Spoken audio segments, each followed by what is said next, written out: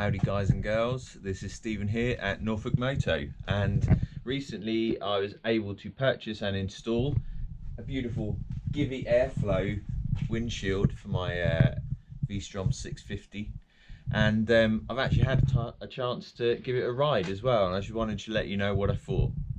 So it has various settings on this screen, really easy to adjust. You just flip up these levers here, and I've actually got it just below the highest setting. Now I'm 6 foot tall, and I found that on the highest setting it was in my line of sight. So if I can show you, if I sit on the bike,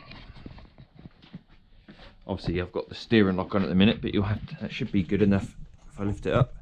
Right, so this is my line of sight, and yeah, so it's a little bit below my line of sight now, so I'm sort of looking over the top. But when it was on the maximum setting, I was looking straight through it, which was I didn't like it. I've actually got a slight distortion here as well, and I found that that was just in my line of sight there.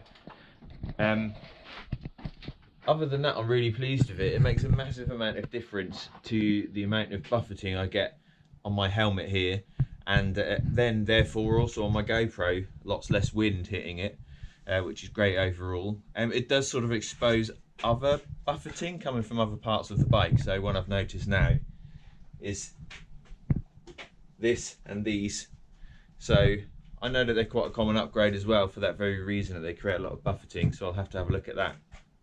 The install went really well. I think is there none that came along with this one. Oops.